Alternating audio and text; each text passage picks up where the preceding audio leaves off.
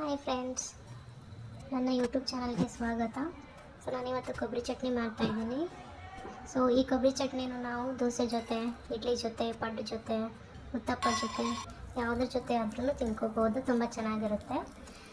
ಮೊದಲಿಗೆ ಇದಕ್ಕೆ ಬೇಕಾಗಿರೋ ಸಾಮಗ್ರಿಗಳು: 4 ಹಸಿಮೆಣಸಿನ್ಕಾಯಿ, 4 ಬೆಳ್ಳುಳ್ಳಿ ಪೀಸು, 2-3 ಹಸಿ ಅಲ್ಲ ಪೀಸು, ಆಮೇಲೆ ಅರ್ಧ ಉಳ್ಳಾಗಡ್ಡಿ, ಆಮೇಲೆ 1 ಕಪ್ಪು ಹುರುಗಡ್ಲೆ, 1 ಕಪ್ಪು ಹಸಿ ತೆಂಗಿನಕಾಯಿ. ಇದೆಲ್ಲ ಬೇಕಾಗುತ್ತೆ. ಮತ್ತು ರುಚಿಗೆ ತಕ್ಕಷ್ಟು ಉಪ್ಪು, ಜೀರಿಗೆ, ಮತ್ತು ನಾನು ಸ್ವಲ್ಪ ಹುಣಸೆ ಹಣ್ಣನ್ನು ಯೂಸ್ ಮಾಡ್ತಾಯಿದ್ದೀನಿ. ತುಂಬ ಸ್ವಲ್ಪ ಹುಳಿಯಾಗಿ ಚೆನ್ನಾಗಿ ಬರುತ್ತೆ.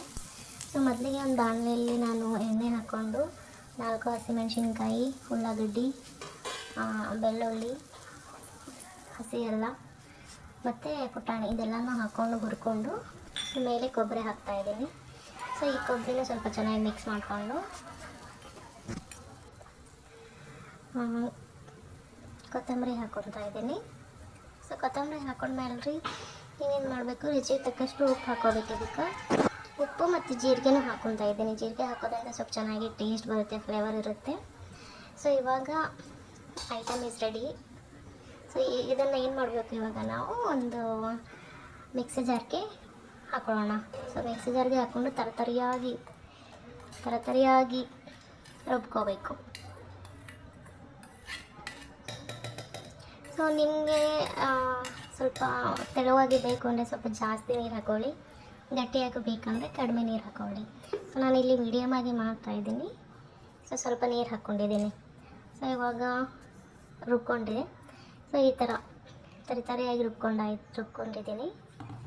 ಇವಾಗ ಈ ಪೇಸ್ಟ್ಗೆ ನಾವು ಒಂದು ಸ್ವಲ್ಪ ಒಗ್ಗರಣೆ ಹಾಕಿದರೆ ತುಂಬ ಚೆನ್ನಾಗಿರುತ್ತೆ. ನಾನು ಒಗ್ಗರಣೆಗೆ ಕೆಂಪು ಮೆಣಸಿನ್ಕಾಯಿ, ಕರಿಬೇವು, ಜೀರಿಗೆ, ಸಾಸಿವೆ ಯೂಸ್ ಮಾಡ್ತಾಯಿದ್ದೀನಿ. ಇವಾಗ ಒಂದು ಬಾಣಲೆಗೆ 2 ಚಮಚ ಎಣ್ಣೆ ಹಾಕೋರಿ. ಎಣ್ಣೆ ಹಾಕ್ಕೊಂಡು ಅದಕ್ಕೆ ಜೀರಿಗೆ 1 ಸ್ಪೂನ್, ಸಾಸಿವೆ 1 ಸ್ಪೂನ್, ಕರಿಬೇವು 4 ಎಲೆ, ಆಮೇಲೆ ಕೆಂಪು ಮೆಣಸಿನ್ಕಾಯಿ 2.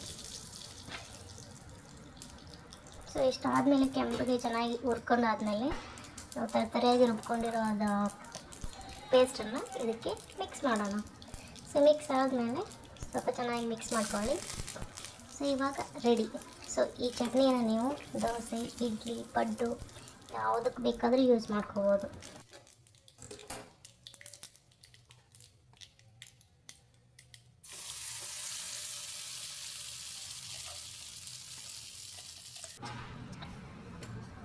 ಇವಾಗ ಈ ಚಟ್ನಿ ರೆಡಿ ಆಯಿತು ಫ್ರೆಂಡ್ಸ್. ಇನ್ನೂ ನೀವು ನನ್ನ ಚಾನಲ್ಗೆ ಸಬ್ಸ್ಕ್ರೈಬ್ ಮಾಡಿಲ್ಲ ಅಂದರೆ ಪ್ಲೀಸ್ ಸಬ್ಸ್ಕ್ರೈಬ್ ಮಾಡಿ. ಈ ರೆಸಿಪಿ ಇಷ್ಟ ಆಗಿದ್ದರೆ ಕಮೆಂಟ್ ಮಾಡಿ, ಶೇರ್ ಮಾಡಿ. Thank you.